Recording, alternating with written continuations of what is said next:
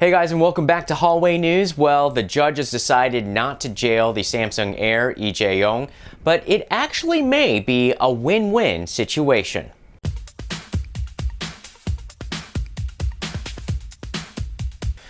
So prosecutors wanted to keep Lee Jae-yong, the heir apparent to the Samsung empire, in jail as the impeachment trial went on. But the judge denied that request, and it wasn't immediately denied. It was supposed to come out on Tuesday, the ruling whether or not to jail him. And Wednesday went by without a whisper, kind of like somebody who's, saying that they're going to turn in something and then they don't, just waiting all day.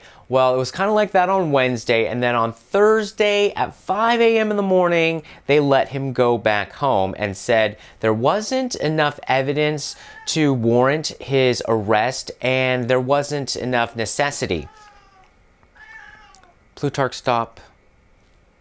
So immediately what we saw was that the pro-President Park camp was trying to spin this and say that, oh, if you're not going to jail the Samsung heir for bribery and corruption, then this impeachment case probably doesn't have any legs. If there isn't enough evidence to keep Lee Jae-yong in jail, then why would there be enough evidence for President Park's impeachment? That's the line that they were trying to take, but prosecutors say that his refusal of request is not going to affect the case. And namely, I would say, if it were a situation where that line of logic was connected, this decision to not jail him would have come out much earlier. It definitely felt like there was a lot of negotiations going on. Even Samsung Group said that they're very relieved that he's not in jail and that he can continue to help run the business, but that he hasn't proven his innocence yet. But nevertheless, members of Korea's liberal and progressive camps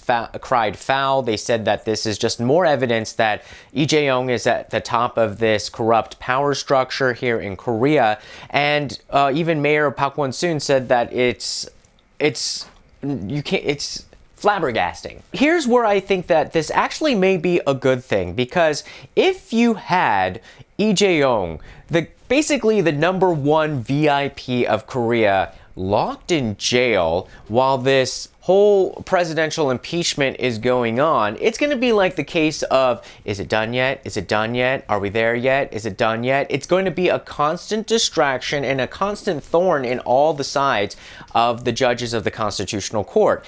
Yes, there is a lot of pressure and willingness among many parties to get to a quick result, but you don't want to rush the whole process, and especially you don't want the added pressure of Samsung Group saying, get to a decision, we need to run our empire, we need to get our guy out of jail. And so here in this case, I do believe that it may have been a win-win for both sides. Maybe that is what happened during the negotiations. Hopefully the judges and the prosecutors were able to get some sort of a deal where they have increased access or additional information that will help their case along in exchange for letting Lee Jae-yong stay out of jail. He gets to go home after being questioned. He's going to be continually questioned during this whole impeachment trial, but he'll just be able to get to go home and he'll be able to go to the office to help run Samsung. Now, if it was the case where he did deserve to be in jail, but through the power of the Samsung system,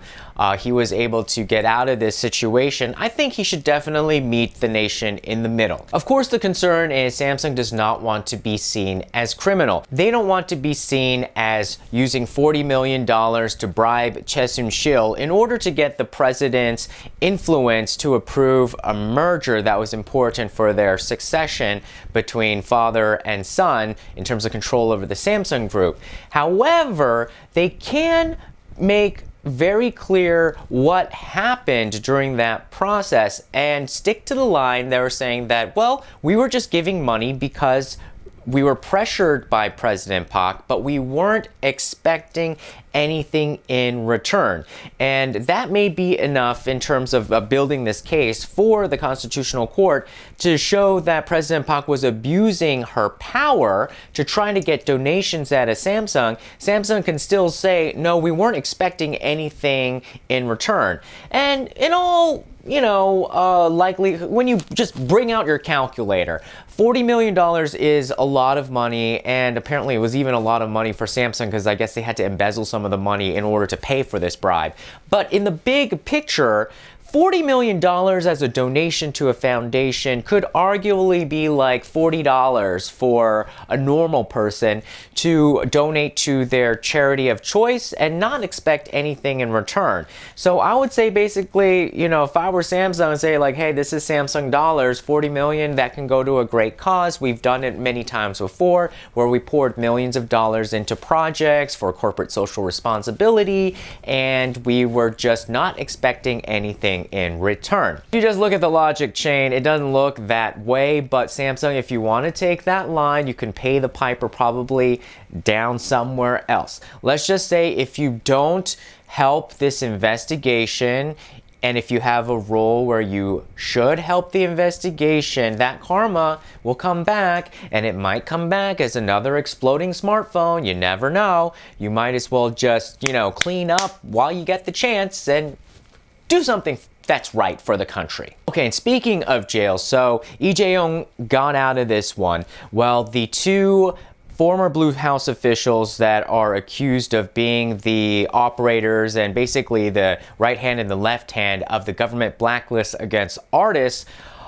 have been questioned, and now prosecutors want to put them in jail. So that request for them to be jailed has been filed. The judge still has to rule on that, but it doesn't look good for them, and they don't have Samsung dollars and Samsung, backing to get them out of that one. And so it's ki-choon and Cho Yoon-sun. And so these two are accused of carrying out, making the blacklist. Choi Eun Sun said that she's never seen a blacklist, and she never definitely did not make a blacklist. And ki-choon, gosh, both of these cases are like a situation where you have to be careful who you say yes to. And of course, in the game of politics, you live for the day when either you are the racehorse and you win, or the racehorse you're connected to and you're betting on wins the race, so that you can say yes, oh, please give me this position, give me that position, I will be loyal to you. And so in this case, definitely in Cho Yoon-sun's case, I feel like she was the loyal follower, the loyal servant to President Park. She doesn't strike me as somebody who is vengeful. She doesn't strike me as somebody who needs to do this blacklist, but she does strike me as somebody who will be loyal. And so I think that's an unfortunate situation that she was wrapped up in this, because she's basically being accused of being caught red-handed when essentially I don't think this was her big beef.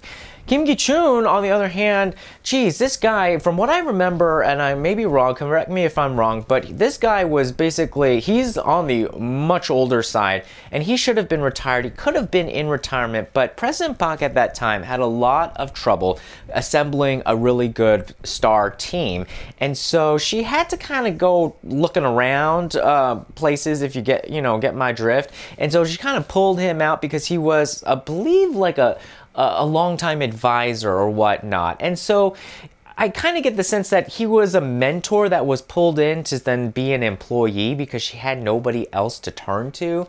And good gracious, like, he should have just been resting. He shouldn't be running around this little slick game with all these people just out to get each other. The way that I see this being turned into a positive for the impeachment case is that if it was indeed a situation where Choi Eun Sun was just being loyal, just being ordered from above, she should fess up. She should admit and say, look, I was being ordered by either President Park or whoever else was above her to carry out this blacklist. Remember, she was in the Blue House and then she became the Minister of Culture. And so if we look at the situation of Moon Hyung-pyo, who was the National Pension Service director after he pressured the National Pension Service.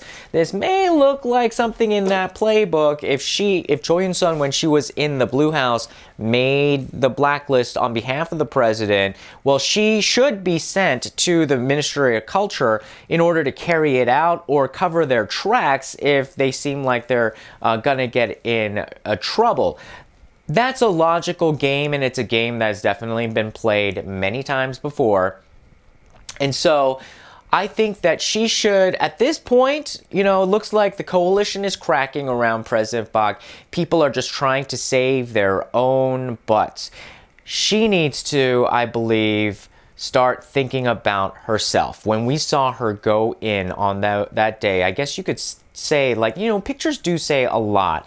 And so she looked like she was going into her death sentence. Like, she, you know, usually looks very calm, composed, structured, but it looked like she was about to meet her doom, and she knew it. And I really feel sorry for her because I don't think that she's a bad person, and I may be biased because I do think that she's absolutely gorgeous. I think she encapsulates that era of Korean beauty that has just transcended through the ages, and she's smart, whatnot. And I also feel for her because before she went into that questioning, she had an event, because she's still the Minister of Culture, she had an event in the morning, and who pops up?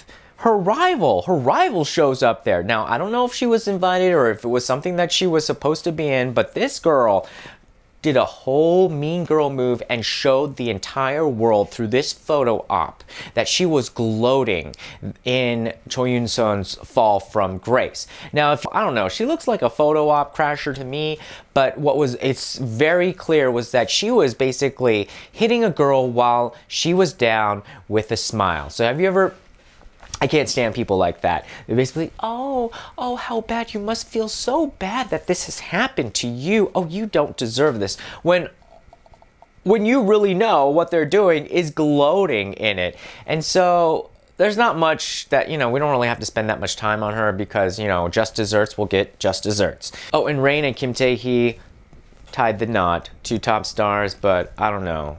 Is it meant to distract us? Who knows? Congratulations. Well, anyhow, so thanks so much for watching. Like, share, subscribe. You know what to do. And we'll see you again next time. Bye-bye.